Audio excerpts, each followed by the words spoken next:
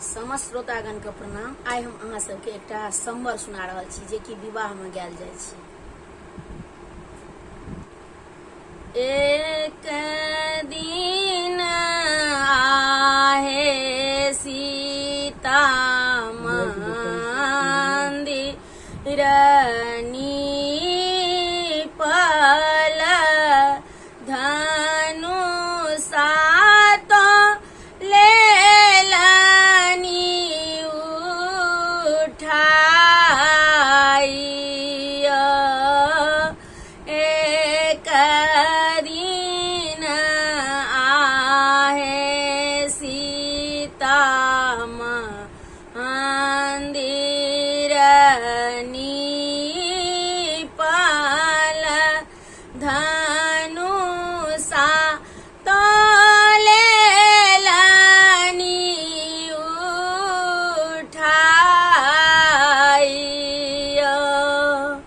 सह देखि जनक ऋषि एक प्राण ठान लसिया भेली ब्याहन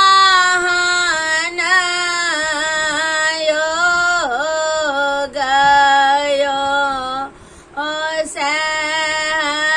देखि जनक ऋषि एक प्राण ठान लसिया भेली ब्याहन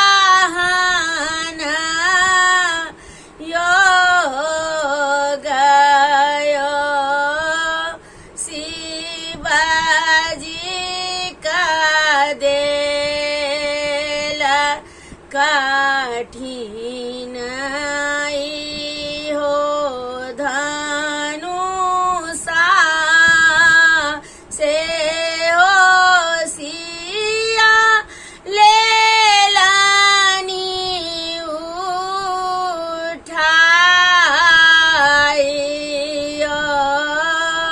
शिवजी के देल कठिन हो धनुषा से हो सिया लेलनि उठाई। जे कियो वीर धनुष हो तोड़ता सीता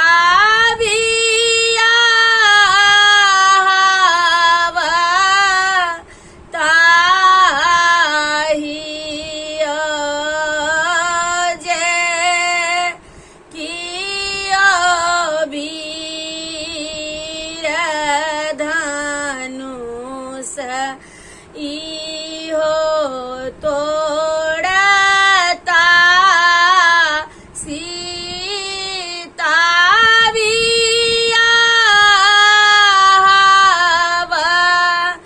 ताहि दे साहि देश के भूप सब आयल धनुषा तो छुबी छुबी जाई।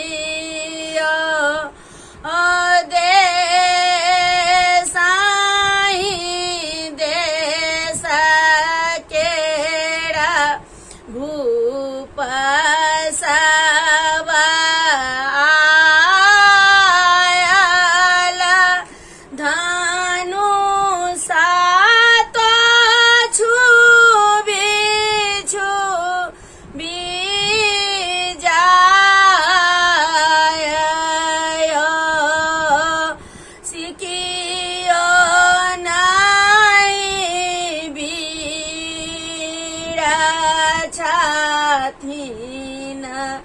धरती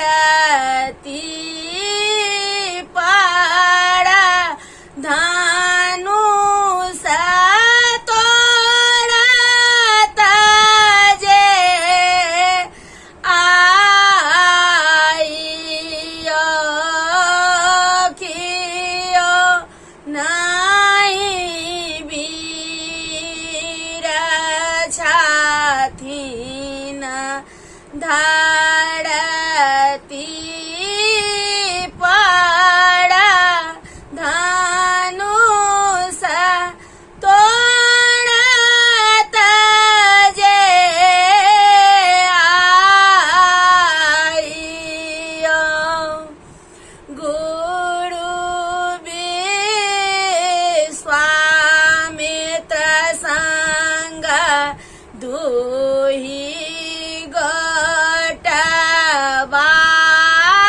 बालक एक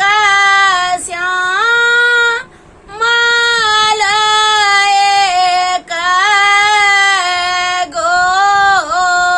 गोरयो गुरु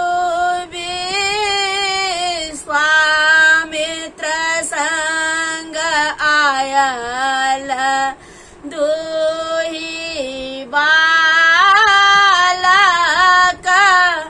एक श्यामल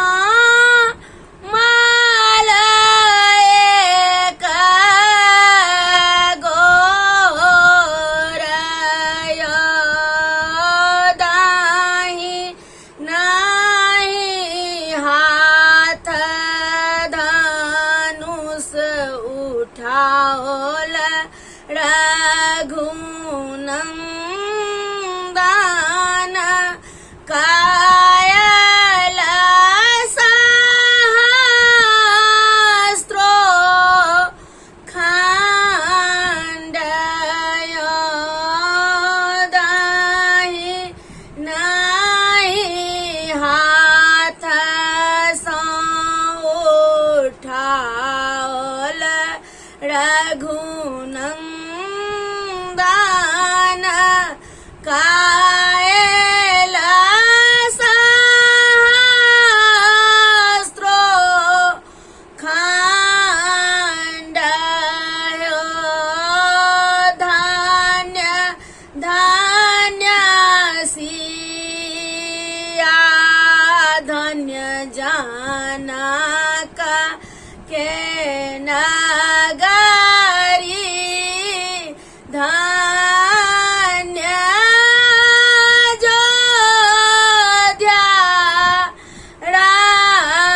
राजयो धन्य धन्य सीता धन्य जनक ऋषि धन्य अयोध्या राजयो धन्य थिकै इहो मिथिला नगरी सीता राम बियाहयो धन्य भेलै ओ मिथिला